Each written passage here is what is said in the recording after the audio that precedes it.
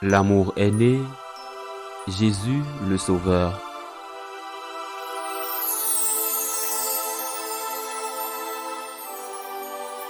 En ce temps-là, quand les parents de Jésus vinrent le présenter au temple, il y avait aussi une femme prophète, Anne, fille de Phanuel de la tribu d'Aser.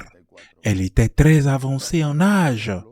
Après 7 ans de mariage, demeurée veuve, elle était arrivée à l'âge de 84 ans. Elle ne s'éloignait pas du temple, servant Dieu jour et nuit dans le jeûne et la prière. Survenant à cette heure même, elle proclamait les louanges de Dieu et parlait de l'enfant à tous ceux qui attendaient la délivrance de Jérusalem.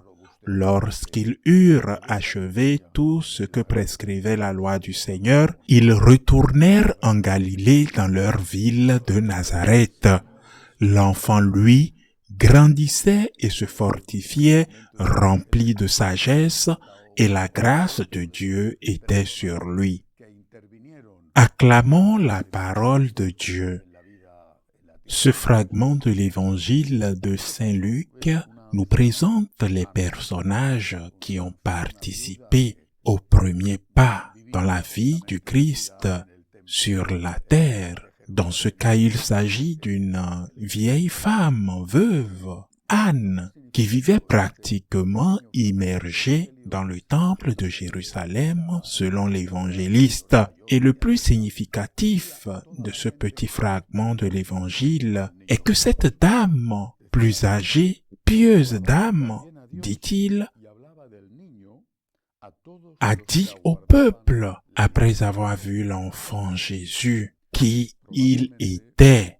Non seulement elle a dit au peuple qui il était, mais l'évangile nous raconte qu'elle aussi a loué Dieu et a parlé de l'enfant à tous ceux qui attendaient la libération de Jérusalem. La libération qu'attendait la grande majorité des Juifs était probablement une libération politique. Israël est une petite partie de l'Empire romain et l'Empire se faisait sentir. L'Empire s'imposait, par exemple, avec les impôts, même si Rome a toujours été très respectueuse des cultes religieux qu'elle avait conquis afin de ne pas soulever la population contre lui.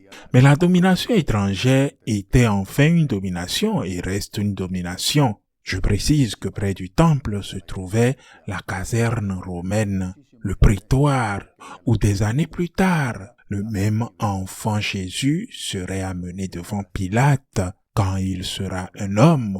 Beaucoup de gens voulaient l'indépendance. Pas tous, mais beaucoup de gens en Israël voulaient l'indépendance. Ils voulaient la libération.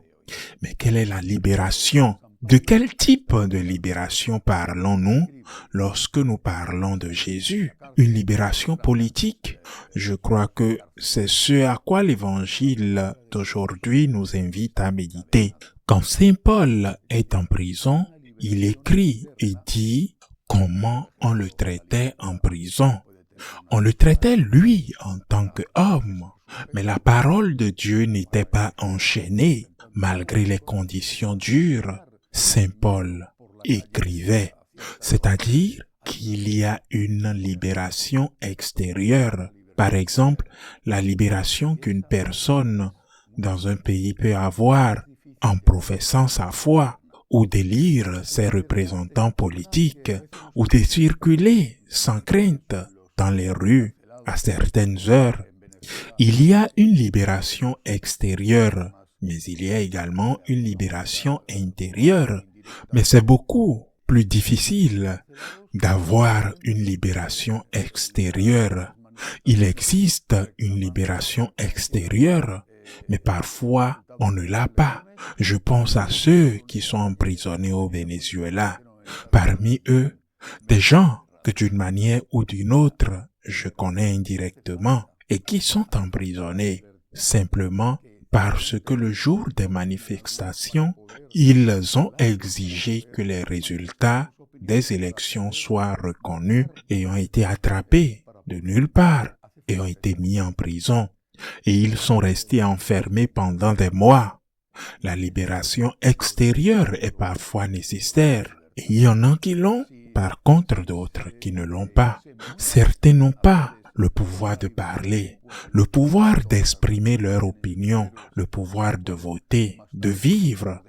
Nous avons besoin de cette libération extérieure. Mais la parole de Dieu n'est pas enchaînée et cela nous amène au plus profond de la liberté. Si l'on vit et meurt parfois pour la liberté d'un peuple, je crois que toutes les nations ont leurs héros et qui plus tard, certains d'entre eux au moins, sont érigés dans les rues, dans les places. Ils ont même des monuments qui les ont été dédiés de par leur mérite, parce qu'ils ont donné leur vie pour leur pays. Mais nous n'accordons pas la même importance à la quête de la liberté intérieure, de la liberté personnelle, de cette liberté que personne ne pourra jamais enchaîner, dont personne ne pourra vous priver, la liberté qu'avaient les martyrs quand ils étaient en prison et allaient être jetés au lion du Causilé. C'était une liberté intérieure et c'est ce que notre Seigneur nous donne. C'est la vraie libération que Jésus-Christ est venu nous apporter. Quelques aspects de cette liberté intérieure. La maîtrise des passions. Les instincts ne sont pas mauvais.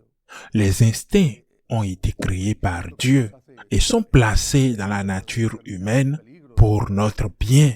Nous aurions cessé d'exister si nous n'avions pas d'instinct de survie ou l'instinct sexuel. L'espèce aurait disparu. Ou l'instinct qu'elle nous fait craindre certains dangers. L'instinct comme tout ce que Dieu a créé n'est pas mauvais. Il faut contrôler l'instinct. Telle est la question. Et ce contrôle de l'instinct, ce contrôle demande de l'ascèse, de l'effort, du sacrifice et demande aussi d'humilité, l'humilité du retour, l'humilité de pouvoir demander pardon. Et cela nécessite d'être là encore et encore, même si l'instinct ou le caractère n'est parfois pas capable de le contrôler et il se débloque comme un excellent cheval dont, à un moment donné, son cavalier perd le contrôle de l'instinct ou le contrôle du caractère, puisque c'est une question qui dure toute la vie et c'est notre Seigneur qui nous permet d'atteindre la vraie liberté. Cette liberté qui est la capacité de dire non dans certains moments, la capacité de dire non quand il le faut, non pas à cet instinct qui en soi n'est pas une mauvaise chose, mais d'un autre côté, se laisser emporter par lui à des moments donnés est nocif pour nous et peut-être aussi pour ceux qui nous entourent. Nous devons faire un effort, nous devons collaborer avec la grâce. Nous ne pouvons pas le faire seuls. C'était une des anciennes hérésies, celle de Pélage, qui disait qu'avec la force et la volonté, l'homme pouvait réaliser tout ce qu'il voulait. C'était une hérésie. Et donc l'Église l'a immédiatement condamné. Nous avons besoin de la grâce de Dieu, mais nous devons collaborer avec la grâce.